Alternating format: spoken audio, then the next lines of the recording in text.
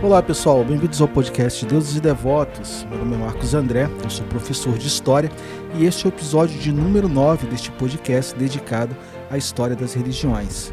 O EP é sobre zoroastrismo, a religião da antiga Pérsia, a região que atualmente nós conhecemos como Irã. Bom, a mais antiga civilização conhecida nessa região, ao norte da Mesopotâmia, data do século XX a.C. Houve sucessivas ocupações pelos povos medas e persas, havia uma certa homogeneidade cultural preservada até que ocorre a invasão muçulmana no século VII da era cristã. A religião, o zoroastrismo ou mazdeísmo, influenciou a religião judaica na época da sua diáspora, no exílio da Babilônia, principalmente com a sua doutrina dos anjos e demônios, e convertido Estarpes, pai do imperador Quimênida Dario I, conquistando grande influência no povo. A religião dos antigos iranianos foi registrada nos Avestas, conjunto de textos sagrados escrito por discípulos de Zoroastro, após a sua oficialização no reinado de Dario I, na data de 522 a 486 a.C. Esses textos mencionam a existência de um homem que foi legislador e conquistador, tendo dado ao seu povo uma religião e uma lei. Ele tinha o nome de Iyima Han, e Zoroastro disse que ele foi o primeiro homem a quem Hormuz, o deus vivo, falou. O Ramayana, a epopeia hindu, a gente encontra o nome de Rama cerca de 16 mil anos atrás. Nas tradições egípcias, sua época corresponderá ao reino de Osíris, o senhor da luz, que antecede o reino de Ísis, a rainha dos mistérios. Já na Grécia, chama-se o mesmo antigo herói como o nome de Dionísio. Nos Avestas contam que Han rebelou-se contra sacerdotisas que praticavam magia negra à sua época, com sacrifícios humanos e rituais sangrentos. Salvou todo o seu povo delas e de uma epidemia que estava dizimando o povo, dando origem a um novo culto e uma festa da nova salvação. O nome dessa festa era Navidad, que coincidia com o início do ano. Então hoje, você vê a influência, ela vem até hoje, quando a gente comemora no final do ano, o ano novo, já é uma tradição que os antigos já faziam isso, Então dá para perceber que em alguns mínimos detalhes o zoroastrismo vai influenciar sim a religião judaica. E em termos de cultura, todo povo é influenciado por outro. Assim, o dever da história é investigar e buscar a verdade, porque nada nasce de uma maneira estanque. História é um processo, como eu já falei em outros episódios aqui.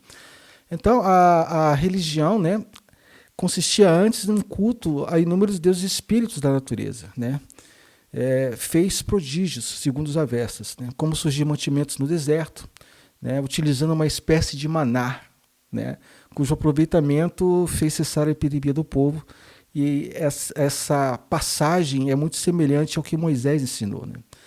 Então, conquistou toda a Pérsia, na área ocidental da Ásia, entre o Cáucaso e o Mar Cáspio ao norte, as montanhas da Índia a leste, o Golfo Pérsico e a Arábia ao sul, e o Mediterrâneo e o deserto da Líbia até o Egito a oeste, e depois marchou contra a Índia dominando. Criou um sistema de castas não rivais, que seriam sacerdotes, guerreiros, camponeses, trabalhadores e artesãos, que se converteram posteriormente em fonte de ódios.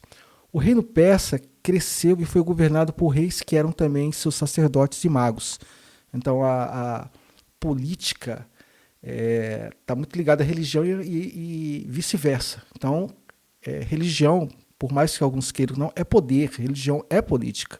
Religião é um traço cultural de uma determinada sociedade. Então, quando a gente fala em história, a gente está tratando a religião não como a teologia, a gente está tratando a religião que acontece de cima para baixo. A teologia ela conta a história da religião, a religião ela explica a religião de cima para baixo, ou seja, do que está no sobrenatural. Esse não é o papel da história, esse não é o papel desse podcast. O papel que temos aqui é, através de ciência, através de documentos, através de estudos e pesquisa, revelar como é que esses povos, explicar como esses povos viviam e como esses povos influenciaram as religiões que hoje são predominantes no mundo. Então o reino persa cresceu e foi governado por esses reis, que eram sacerdotes, eram magos, até que surgiu Zoroastro.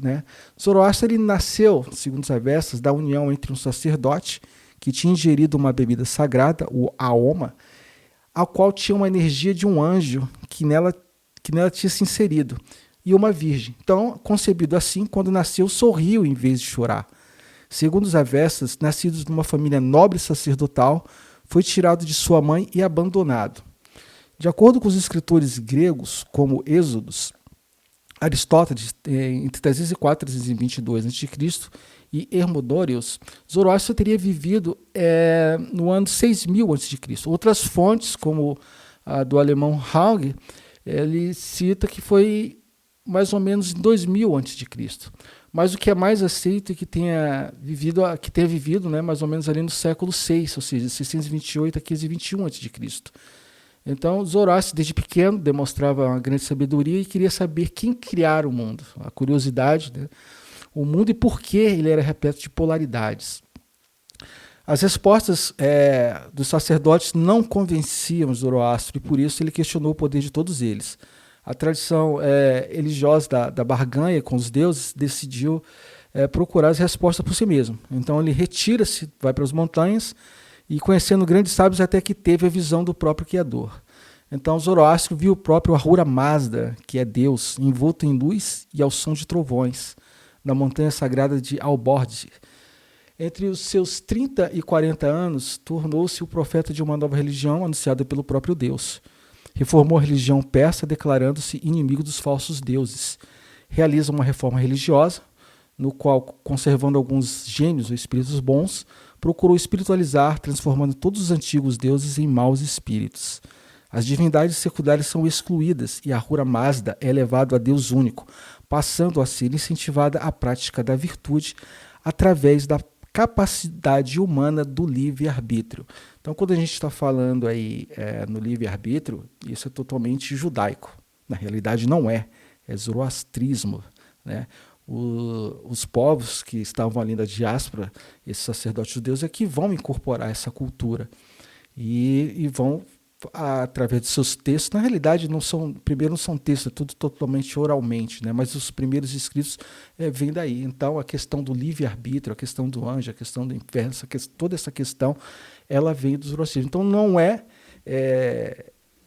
é erro você achar ou deixar de acreditar que todo judeu e cristão, ele pelo menos vai ter 70% da sua doutrina oriunda do zoroastrismo. E, lógico, o islamismo, apesar de ter uma origem um pouco mais peculiar, diferente, também vai beber dessa fonte, porque é uma religião que vai estar calcada ali nos ensinamentos também do judaísmo e do cristianismo, né?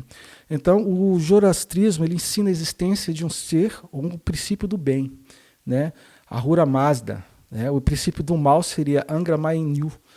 Então, ambas emanações do Eterno, o Ser Supremo. Hormuz, né? O rei da luz ou do fogo, criou o mundo puro, né? Ahura Mazda criou o mundo puro, mediante a palavra do qual era conservador e juiz.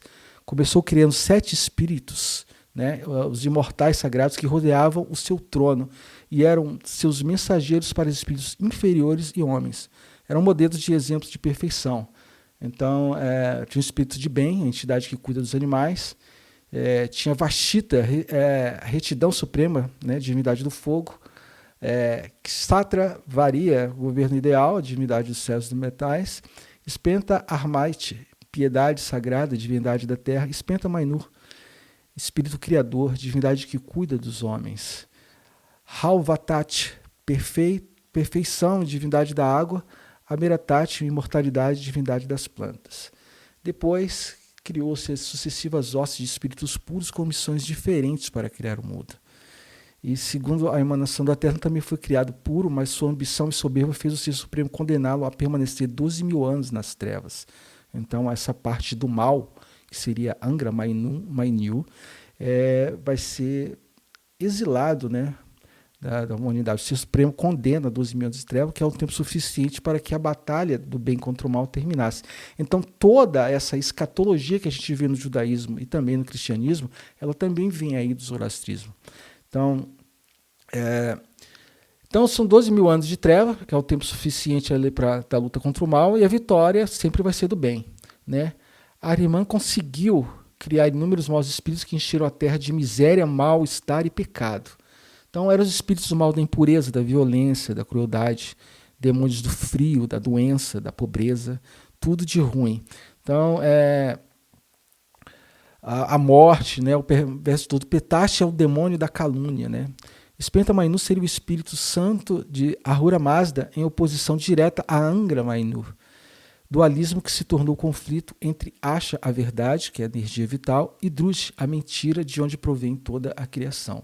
Então, Ahura Mazda criou o mundo em 6 etapas. Primeiro a luz terrena e depois sucessivamente a água, a terra, o reino vegetal, os animais e finalmente o homem. Tudo através de um simples ato de sua vontade e sua palavra. Então, isso parece lógico muito com o que a gente vê e lê em Gênesis, né? Não tem uma diferença, né? Deus cria o mundo, é o criacionismo, né? E vai ter as etapas. Primeiro veio a luz, né? A luz terrena, depois a água, depois a terra. Então, é fácil de perceber aí que, por exemplo, todo o judaísmo farisaico ele vai beber dessa fonte. Não tem como você pesquisar a história e não chegar a esse tipo de conclusão. Qualquer pesquisa séria que se faça sobre o assunto vai chegar a essa conclusão, né? Então, os espíritos perversos são vencidos, eles são expulsos em todas as partes e iniciou-se uma guerra entre o bem e o mal. Então, transcorridos esses 2000 anos, quando a Terra se vê livre de todos os espíritos maus, surgirão 3 profetas que estarão ao lado dos homens, ajudando-os em seus poderes e ciência e devolvendo à Terra a sua beleza original.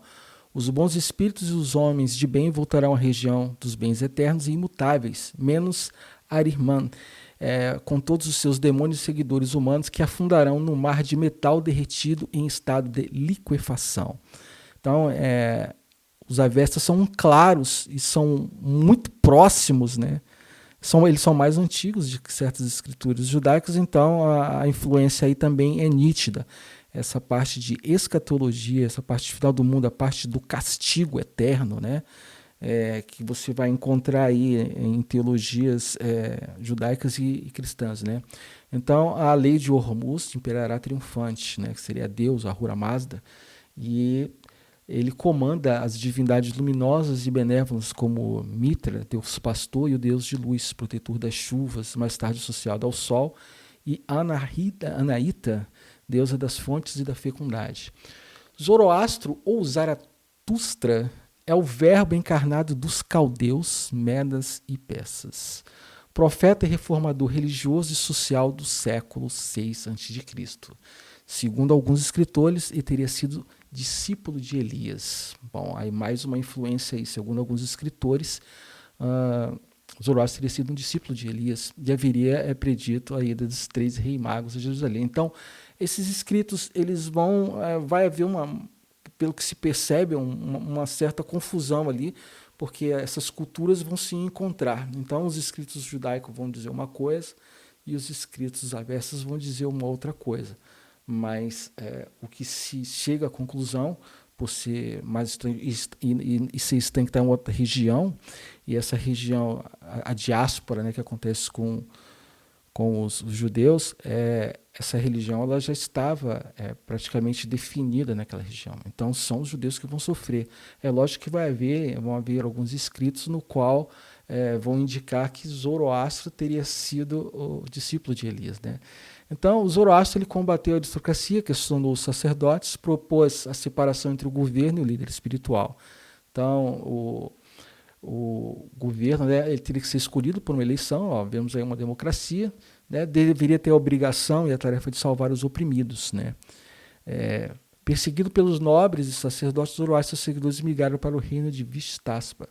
Então, é exatamente o que acontece, é uma questão de religião e poder. Como ele começa a pregar que há uma maneira que os nobres, o governante deveria ser escolhido, e que a função desse governo é proteger os oprimidos, é lógico que vai ter uma casta dominante que não vai aceitar e ele vai acabar tendo que se exilar em outra região, né?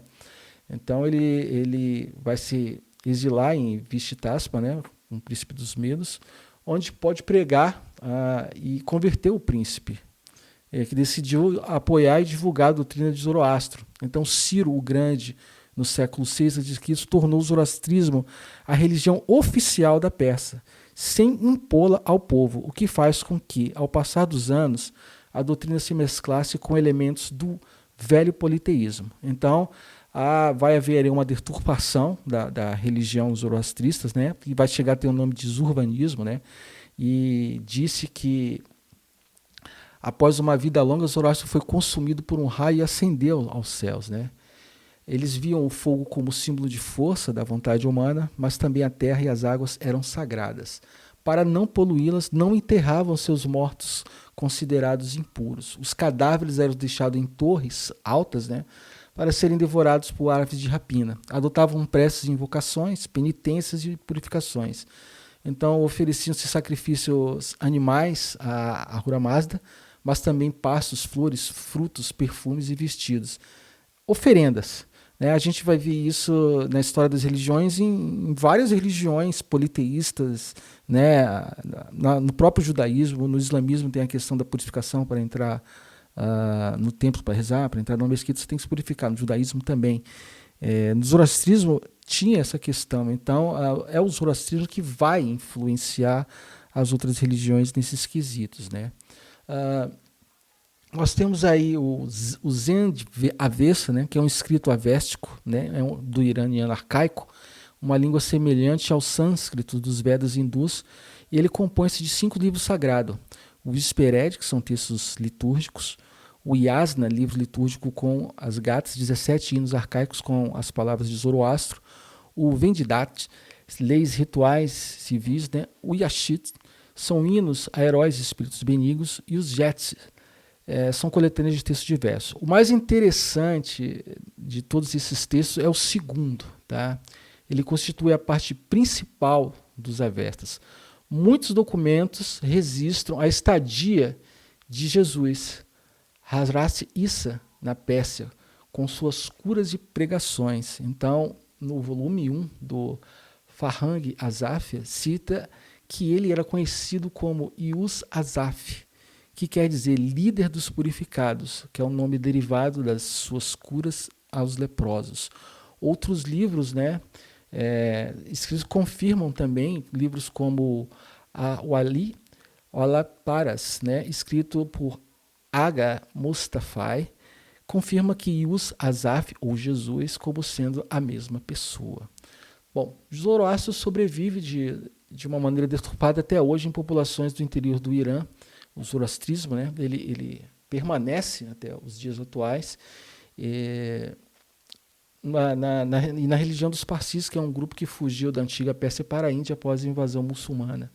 Então, as comunidades Parsis instaladas na região de Bombaim reúnem cerca hoje de 100 mil pessoas. Eles veneram fogo, praticam longas abluções, que são as lavagens. Os muçulmanos também praticam abluções, né, e purificações à beira-mar, e preservam o ritual de deixar os mortos sobre lugares mais altos, né, que são chamados hoje torres de silêncio. Então o zoroastrismo é uma religião que não morreu, ela ainda possui adeptos pelo mundo, né, e resumindo, né, o monoteísmo com um dualismo ético vem do zoroastrismo, né, onde o Deus Supremo é Ahura Mazda. Há um oponente, né, que é o mal, que é o Angra Mainyu, né, que é o espírito destrutivo, que é a personificação do mal, e a existência é vista como uma luta cósmica entre essas forças, com seres humanos desempenhando um papel ativo ao escolher o lado do bem e o do mal. Então, a questão do livre-arbítrio, né, os indivíduos, as pessoas têm a liberdade de escolher entre o bem, né, que é representado por Asha, a verdade e a ordem, e o mal, o Druj, né, a falsidade, o caos. Né. O juízo final e a escatologia, o zoroastrismo prega o juízo final no qual a Ahura Mazda prevalecerá. O mal será derrotado e o mundo será renovado. Né.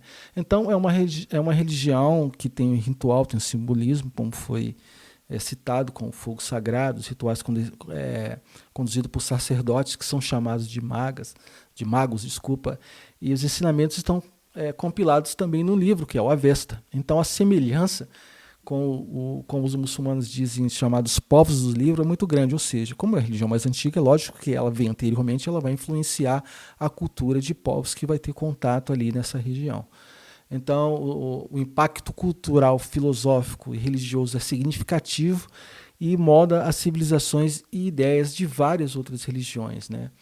Então, por exemplo, a filosofia e cultura, durante o Império Aquemênida, o contato com os gregos após as guerras médicas, né, que ocorreram no século V, vai influenciar a filosofia helênica. A ideia zoroastrista de livre-arbítrio, essa responsabilidade individual, contrastava com a visão grega do destino controlado pelos deuses. Isso vai inspirar os filósofos e pensadores a enfatizar a questão da autonomia humana, né? Então, após essa conquista islâmica da Pérsia, né, no século VII, o zoroastrismo torna-se minoritário, mas ele sobrevive até os dias atuais. Então, exerceu essa influência muito grande durante o cativeiro babilônico. O cristianismo também vai ser influenciado e o islamismo. Então, o zoroastrismo, com sua visão monoteísta e dualista, ele molda a civilização persa e deixa um legado duradouro. Os dogmas centrados em Ahura Mazda, com livre-arbítrio, juízo final, luta do bem contra o mal, influenciaram a organização política e cultural do Império Persa e disseminaram por meio de contatos com outros povos, né? As ideias sobre o paraíso, o inferno, anjos, demônios, escatologia ecoam realmente até hoje na filosofia ocidental. Então, na Índia há uma comunidade, né, cerca de 50 a 70 mil pessoas seguem a religião zoroastristas, né? O Irã, a comunidade ainda mantém a tradição, né? E chega a 15 a 25 mil, segundo as estatísticas, né, de iranianos. A região do Kurdistão, lá no Iraque também, vai ter aí mais ou menos 5 mil a 15 mil, né? Nos Estados Unidos, né, existe uma comunidade de imigrantes, principalmente parsis e iranianos, com sua presença na cidade de Nova York, Chicago e Los Angeles. O Canadá também tem pessoas, cerca de 6 mil pessoas são adeptas ao zoroastrismo. O Reino Unido, né, Paquistão, o Afeganistão e Austrália, Nova Zelândia, alguns países do Golfo Pérsico, como Bahrein, Kuwait, Oman, Catar e Emirados Árabes, tem algumas comunidades zoroastristas até os dias atuais, né? Então, a estimativa global é de que entre 100 a 200 mil zoroastristas no mundo, né, a maioria vive na Índia e no Irã. E as populações zoroastristas têm diminuído, é uma tendência que acontece com o tempo, com toda religião, né? Existem religiões que não existem mais, porque a religião é um reflexo da cultura e do desenvolvimento político da sociedade. Então, as religiões também morrem, muitas já não existem mais, as religiões se desenvolvem, elas são absorvidas por outros tipos de pensamento, e é assim que acontece ao longo da história.